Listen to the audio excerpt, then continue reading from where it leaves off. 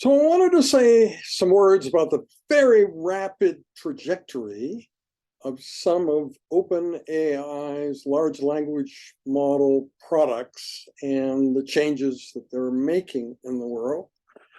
So in the end of September 2022, OpenAI got rid of the wait list for DALL-E 2 so that anyone could go in and start creating images there from text. And within a few days in early October, it had a rather predictable effect that people were making many more DALL-E images and using them as email attachments. And this created a lot of complaint and strain on the mail services. And so those internet service providers providing mail services started handling DALL-E images differently to try to cut down on this overload. But that only lasted for 5 days, and then things came back to normal and DALL-E attachments were handled just like any other. And then when ChatGPT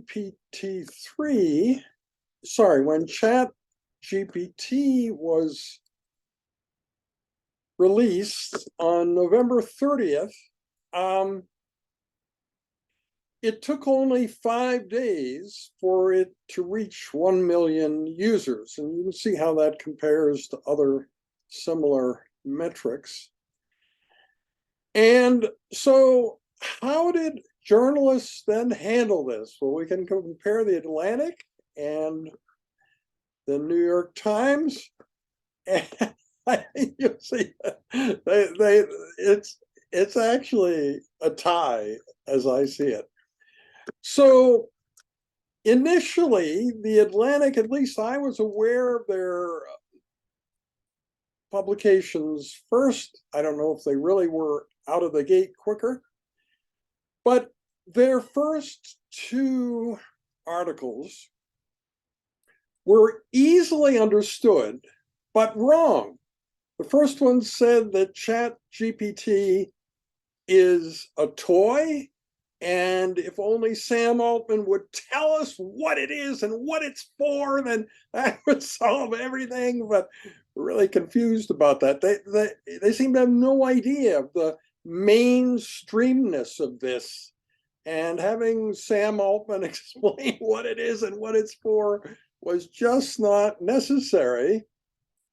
And similarly, this second article, 5 Remarkable Chats, concludes that what this really is a meme generator and a way of generating online comedy.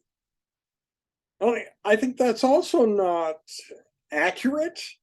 But hold on, I'm not saying that the coverage of the New York Times is better necessarily.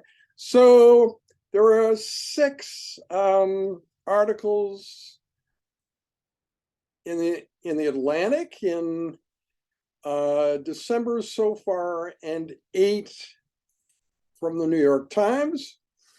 Of the 8 from the New York Times, they all seem reasonable and balanced. Yeah, I can show you some of them here. Brilliance and weirdness, and yeah. So there's really nothing wrong in any of these as far as I could tell, but they're not as riveting and exciting as the other 2 articles in the Atlantic, which really hold your interest because they're real and they're directly relevant to your life experience.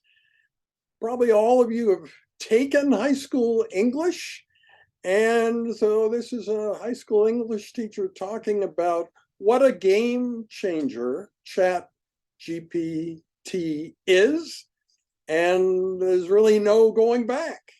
And the other article, which was a bit earlier, says the same thing.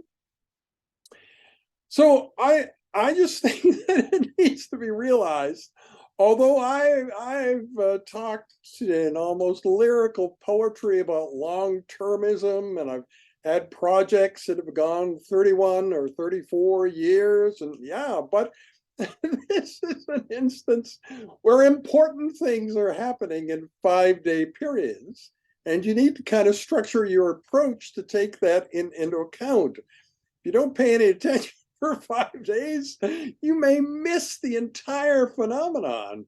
Yeah, so that's really something different about this period of time today compared to the way things were in the past. I think that's worth noting. And so, what do I think about the Atlantic coverage versus New York Times coverage? They come out absolutely equal, I would say, and we need them both.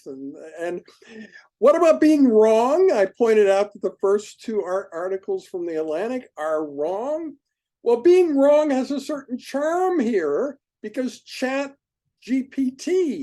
is also wrong sometimes. Yeah, so it gets you thinking, doesn't it? Okay, that's it. Thank you very much.